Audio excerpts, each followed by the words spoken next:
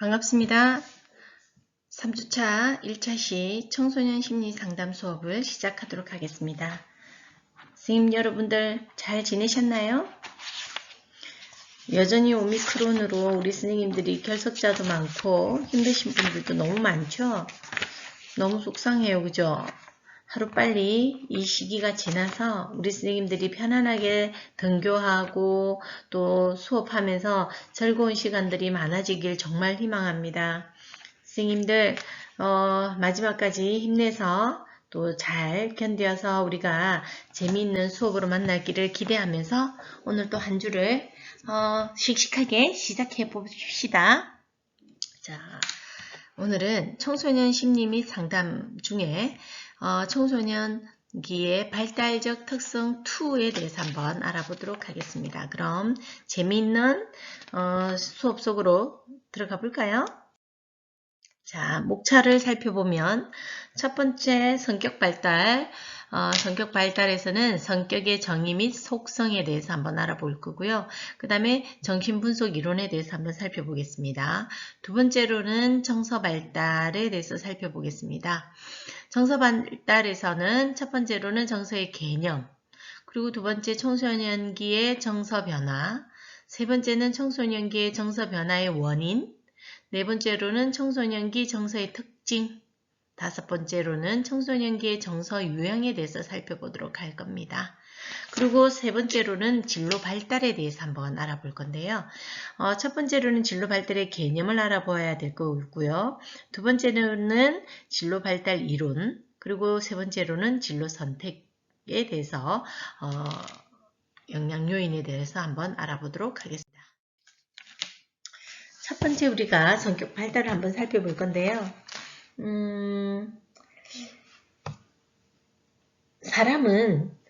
사람의 성격은 청소년기인 10대부터서 서서히 형성되어서 20대의 대부분 완성된 뒤 그 후로는 크게 변하지 않는다고 합니다. 성격은 한마디로 정의하기는 어렵지만 개인이 가지고 있는 고유의 성질이나 품성으로 정의할 때 그 안에 있는 생각과 판단, 감정들이 다양하게 포함됩니다. 따라서 청소년기의 발달은 논의하기 위해서는 이러한 부분을 감안해야지만이 청소년기의 정서나 그리고 역시 아동기나 성인기의 정서와 매우 큰 차이가 있는데 비행청소년기의 정서 변화에 대한 대처 능력과 조절 능력이 부족하게 되어 개인의 성장이나 발달, 대인관계, 심리적 적응 등에 대한 심각한 영향을 미친다고 합니다.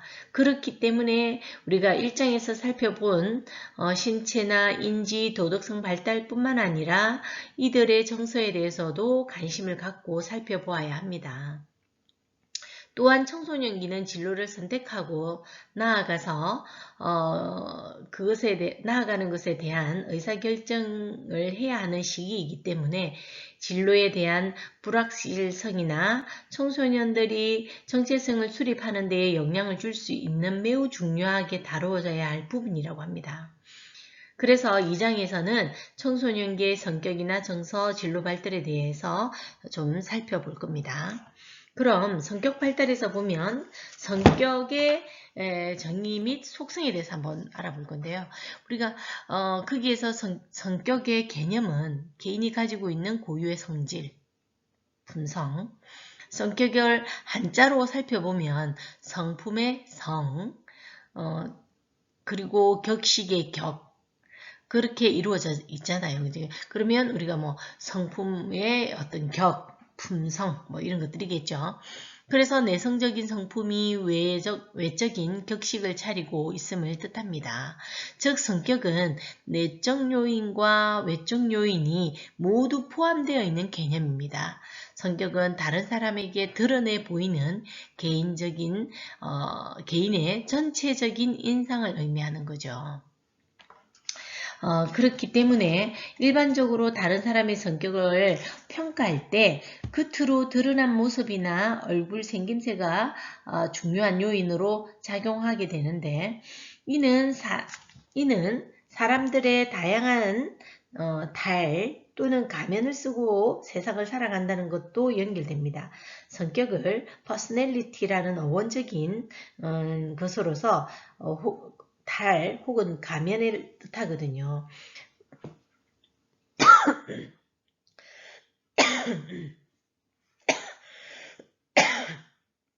죄송합니다. 그래서 라틴어의 페르소나는 가면을 얘기하는 거거든요. 그래서 그런 페르소나를 내포한 말로서 겉으로 사람들에게 나타나는 개인의 모습이나 특성을 나타냅니다. 이런 겉으로 드러난 달의 모습을 통해서 사람의 성격을 미루어 알 수 있다는 의미이기도 합니다. 그리고 사람의 외형적인 모습을 통해서 성격이 어떨지에 대해 유추해 볼 수 있지만 성격은 개인이 가지고 있는 고유의 성질이나 품성을 의미하기도 합니다. 그런 것처럼 우리가 이러한 성격을 보면서 청소년기의 성장도 이 성격에 지대한 영향을 미치기도 합니다. 성격에 대한 다양한 정의들을 종합해보면 첫째 성격은 내적인 속성이 있는 거죠. 내적인 속성. 그리고 두 번째로는 정신적, 신체적 체계들, 인지나 감정, 행동 등을 통합하는 과정으로 보는 거고요. 세 번째로는 개인은 고유한 성격을 지닌다고 볼 수 있고 그리고 일관성이 있다라고 하는 것을 봤을 때 성격이라고 할 수 있죠. 하지만 성격이 아예 불변하거나 변화를 아예 하지 않는 것은 절대 아닙니다. 시간이 지나도 대체로 큰 변화 없이 안정적인 형태를 띠긴 하지만 여러 상이한 상황에서도 일관되게 행동하는 특성을 보이기는 하나 성격은 역동적이기 때문에 그 성격이 그 역동성을 가지고 있기 때문에 변화한다고 보시면 됩니다. 그래서 성격에 소개해보면 다섯 번째 역동적이다 라고도 할 수 있습니다. 그래서 프로이트는 정신역동 이론의 대표적이잖아요. 그래서 사람의 마음은 원초하나 자아, 초자로 구성되어 있다고 합니다. 역동의 마음이 모든 활동을 지배한다고도 하고요. 외적인 역동성은 상황과의 관계에서 표출되는 역동성으로 성격과 상황, 서로 영향을 주고 변화를 시키고 시간에 따라서 그 관계의 질이 변화한다라는 것이 역동적인 관계라고 얘기할 수 있습니다. 그리고 두 번째 정신분석 이론을 들어가 볼 건데요. 의식 수준, 그리고 그 의식 수준에 대한 것들을 살펴서 정신분석 이론을 한번 알아볼 겁니다. 주요 개념으로는 의식, 전의식, 무의식, 성격구조는 원초와 자아, 초자죠. 그래서 의식 수준의 의식은 자신이 알아차릴 수 있는 생각이나 감정을 의식이라고 하고 전의식은 무의식보다는 의식에 가깝고 그리고 부분이지만 평소에 잘 인식하지 못했던 부분이 주의를 집중하면 자각할 수 있는 생각이나 감정을 전의식이라고 하는 거고 무의식은 억압되면서 의식 수준에서는 알아차리지 못하는 생각이나 감정을 무의식이라고 합니다.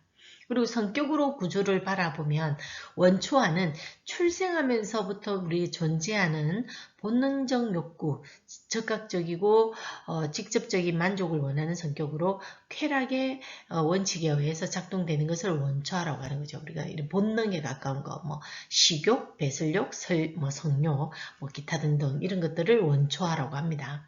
자아는 현실적인 상황을 고려하여 본능적인 욕구를 조절하는 것. 그 조절해서 충족을 시키는 거죠. 말 그대로 이제 우리가 품위를 가지는 그런 부분이 되겠죠. 근데 초자는 옳고 그름을 판단하고 그 원초화나 그리고 자아의 어떤 중립을 제고하면서 좀 더 나은 생각을 할 수 있도록 만드는 건데요. 근데 그 원초화로 부터 오는 충동이나 자아의 활동을 감시하고 제지하는 능력을 말합니다. 그리고 주요 개념 및 특징에 대해서 한번 우리가 알아볼 건데요. 현대의 성격 이론에 가장 영향을 끼친 인물을 프로이트라고 말할 수 있을 정도로 프로이트의 정신분석 이론은 지대한 영향을 끼쳐왔습니다. 물론 심리학의 아주 기본적인 이론이기도 하죠. 그래서 정신분석은 프로이드에 의해 시작되었고 그리고 그 정신분석은 무의식과 성충동을 핵심적인 개념으로 두고 있습니다. 청소년기와 관련하여 살펴보면 기본의 원리가 있는데 그 중에 정신분석 이론은 과거에 뿌리를 두고 있거든요. 그래서 청소년들이 현재 행동이 개인의 과거의 경험과 개인적인 역사를 통해서 좀 더 잘 이해할 수 있다라고 말할 수 있습니다.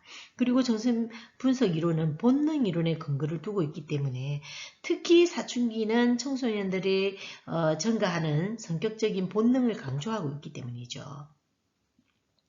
결국 정신분석 이론에 따르면 청소년기는 청소년이 속한 가족과의 갈등이나 성적인 에너지가 청소년의 행동을 동기화시킨다고 보면 돼요. 프로이트는 인간의 성격을 빙산으로 비유했는데 그 빙산의 대부분은 수면 아래에 잠겨 있고 일부만 수면 위로 떠올라 있어요.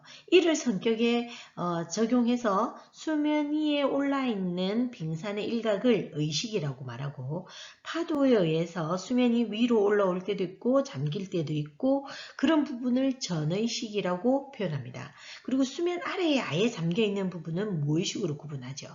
의식은 자신이 알아차릴 수 있는 생각이나 감정, 전의식은 무의식보다 의식에 가까운 부분이지만 평소에 잘 인식하지 못하는 부분으로 주의를 집중하면 자각할 수 있는 생각이나 감정, 무의식은 억압이 되면서 의식 수준으로는 알아차리지 못하는 생각이나 감정을 의미한다고 설명드렸죠. 그래서 우리가 표로 보면 이러한 형태를 띱니다. 그리고 앞에서 살펴본 의식 수준은 성격의 공간을 구성하는 요소였다면 다음에는 제시하는 원초하나 자아, 초자는 이러한 것들이 성격의 구조를 구성하는 요소라고 할 수 있습니다. 원초와 자아, 초자, 성격의 구성 요소. 원초하는 출생하면서부터 존재하는 본능적인 욕구, 그런 것들을 얘기했고, 그 다음에 자아는 현실적인 상황을 고려해서 본능적인 욕구를 조절하고 충족해주는 것이요. 초자는 옳고 그름을 판단해서 원초하로부터 오는 충동이나 나의 자아 활동을 감시하고 제지하는 그런 역할을 하는 거죠. 그리고 부모와 주위 사람들로부터 물려받은 사회의 기대나 가치 기준이 내재화된 도덕적이고 이타적인 성격의 특성을 갖는다고도 합니다. 프로이트는 인간의 성장에 따라서 심리 성적인 에너지를 리비도가 신체의 어느 부위를 집중되는지에 따라서 인간의 성격 발달이 결정되고 리비도가 얼마나 원만하게 해결되는지에 따라서 성격 특성이 결정된다고 합니다. 이에 따라서 인간의 발달 단계를 리비도가 집중되는 신체 부위에 따라서 구분하고 출생하면서 청소년기까지 5단계를 걸쳐서 성격 발달을 한다고 합니다.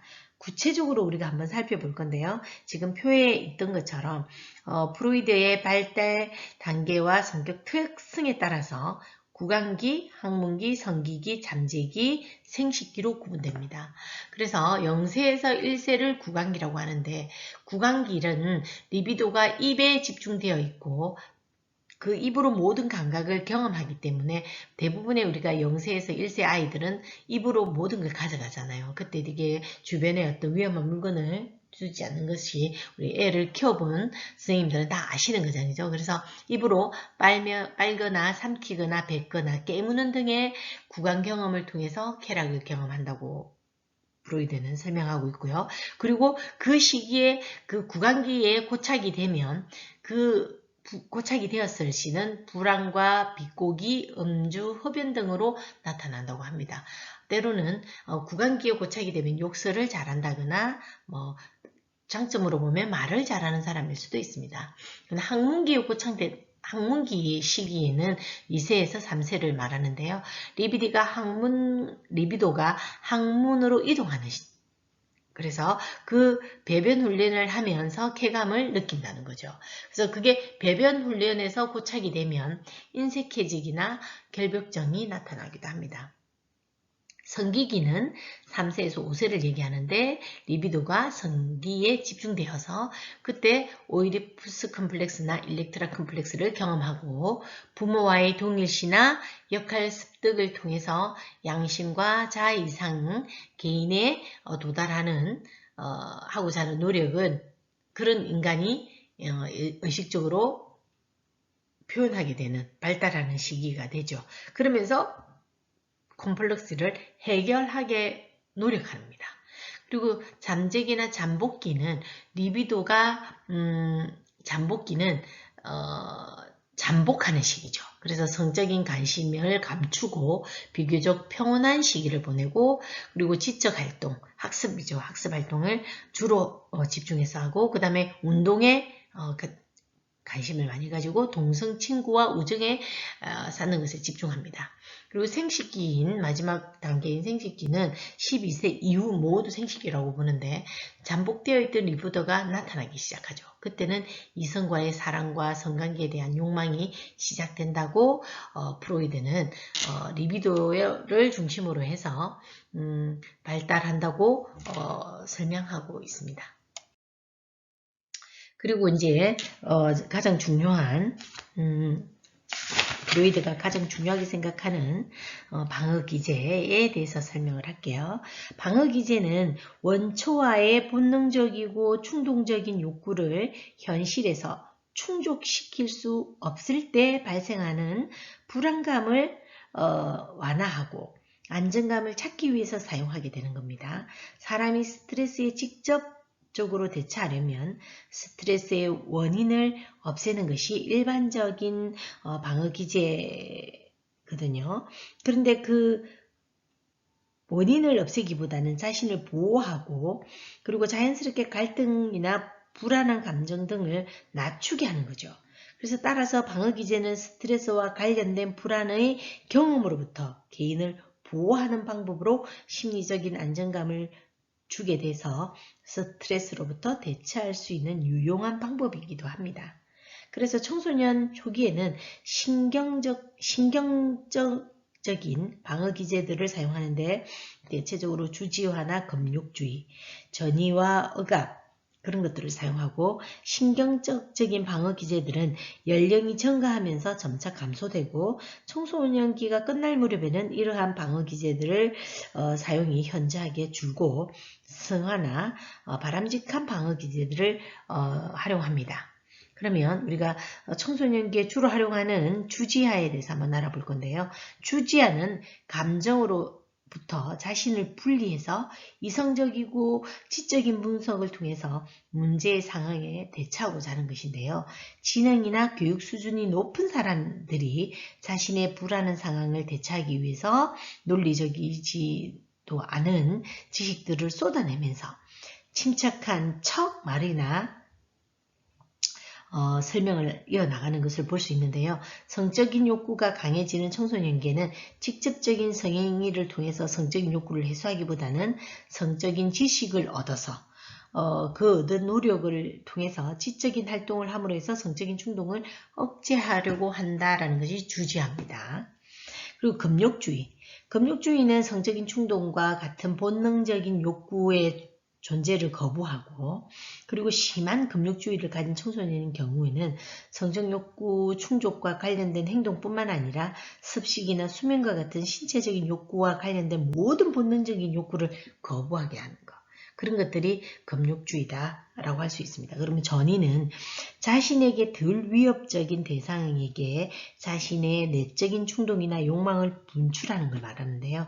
이 경우 자신에게 관련된 대상은 위협적이기 때문에 덜 위협적인 대상으로 선택해서 속담 중에 종로에서 밥 먹고 한강에 와서 눈 흘긴다라는 예를 들 수 있습니다. 이게 남 탓하는 거죠. 그리고 억압은 사회적으로 수용할 수 없는 욕구나 무의식을 욕구들을 무의식으로 밀어내는 거거든요. 그래서 인간은 수치스러운 경험이나 죄의식 등을 느끼게 하는 불쾌한 기억과 같은 떠올리기 싫은 의식 수준을 그 의식 수준의 이하로 묻어버리는 거죠. 그런 것들이 억압이죠. 그러나 그것이 의식으로 나타나지 않을 뿐 무의식 속에는 존재하죠. 때로는 억압에 실패하면 정서적인 반응으로 표출되기도 한다는 거죠.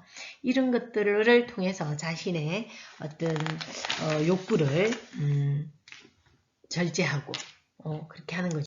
그 다음 5번째 반동 형성이라고 해서 주로 많이 쓰는 거죠. 억압을 과도하게 일어난 결과 그 반대의 욕구나 생각을 의식에서 가지게 되는데 즉 갈등을 유발하는 욕구를 정반대로 표현하고 행동하는 거죠.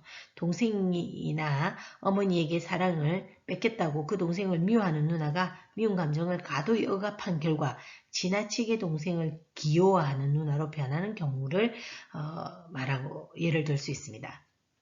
그리고 투사는 용납할 수 없는 자신의 부정적인 욕구를 자신의 것으로 인정하지 않고 다른 사람의 욕망으로 돌림을 해서 심리적 갈등에 대처하는 것이죠. 운동 경기에서 진 선수가 운동장의 조건이나 감독의 작전 실패, 심판의 부정이나 뭐 이런 자신의 실패의 원인을 돌리는 행위가 이에 해당합니다. 남 탓하는 거죠. 이것도 똑같이. 동일시는 자신이 중요하다고 생각되는 사람을 닮는 것으로 그리고 그 대상을 사고하고 감정과 행동을 그대로 받아들이고 그 대상과 동일하게 생각하고 느끼게 되는 거죠. 아이돌과 같은 스타, 같은 연예인들을 동일시하고 이에 해당하는 스타의 옷차림이나 행동, 말, 표현 이런 것들을 모방하는 것들이 청소년 모습에서 많이 볼 수 있습니다. 그리고 8번째 태행은 말 그대로 현재의 상황을 불만족스러워서 과거에 만족스러웠던 어릴 때의 생각이나 행동으로 돌아가려고 하는 거죠. 한 명의 자녀가 있는 집안에서 또 아이가 태어나면 동생에게 뺏긴 어머니의 사랑을 독차지하기 위해서 잘 걷던 아이가 갑자기 동생처럼 기어다니는 경우에 이것을 태행이라고 합니다. 그리고 긍정적인 방어 기제로서 승하와 합리화를 둘 수가 있는데요. 자신의 욕구로 인해서 생기는 충동과 갈등을 사회적으로 수용 가능하고 그리고 가치 있는 것으로 표출하는 것이죠. 공격적인 행동이나 충동성을 주변 사람들로 하여금 공격하는 자신의 특징을 사용하기보다는 격투기 선수가 돼서 이름을 떨치는 경우 이런 것들에 해당되겠죠. 그리고 합리화는 자신의 잘못에 대해 죄책감이나 자책을 갖지 않기 위해서 무의식적으로 나름의 변명을 통해서 정당화시키는 겁니다. 이솝우화의 여우와 심포도 이야기를 보면 여우가 키가 작아서 높은 나무에 달린 보토를 따먹지를 못하는데 여우는 포도는 너무 쉬워. 그래서 맛이 없어. 그래서 따먹지 않는 것이 훨씬 더 좋아. 라고 자신이 능력이 되지 않아서 따먹지 못하는 것이 아니라 맛이 없어서 나는 포도를 먹지 않는다 이렇게 합리화한다는 거죠. 혹시 우리 선생님들은 이런 방어 기제를 활용하고 있는지 한번 얘기 나눠볼까요? 어떤 방어 기제를 주로 활용하는지, 그럼 어떤 방어 기제를 활용하면 내 마음이 편하고 좀 나아지는지. 그래서 이 방어 기제도 적절하게 활용하거나 그리고 적절하게 사용한다면 훨씬 더 건강한 성격이나 건강한 생각을 가질 수가 있게 됩니다. 물론 악용하거나 좀 더 과도하고 무모하게 사용한다면 본인에게 화가 되기도 하죠. 그래서 괜한 오해로 인해서 힘들어지기도 합니다. 이렇게 우리가 2장 청소년의 발달적인 부분에 대해서 한번 알아보았어요. 그리고 오늘도 이 수업을 듣느라 고생이 많으셨고요. 1차 시가 끝나면 또 쉬었다가 2차 시에서 만날 겁니다. 그리고 대면 수업에서는 다시 이 내용에 대해서 우리가 다시 설명을 하고 또 남아있는 부분을 또 설명하도록 하겠습니다. 어쨌든 우리 선생님들이 이 어려운 환경 속에서도 수업을 들으시느라 고생이 참 참 많습니다. 하지만 이 고생들이 더 쌓여서 멋진 결과물들로 우리 선생님들에게 보답이 되는 그날이 올 거라고 믿어 의심치 않습니다. 힘드시지만 잘 이겨내서 또 우리 선생님들이 원하는 청소년 지도사 자격증도 취득하고 사회복지사 자격증도 취득해서 보다 나은 우리 선생님들의 미래를 만족시키는 결과가 되길 바라면서 수업을 마치도록 하겠습니다. 고생하셨습니다.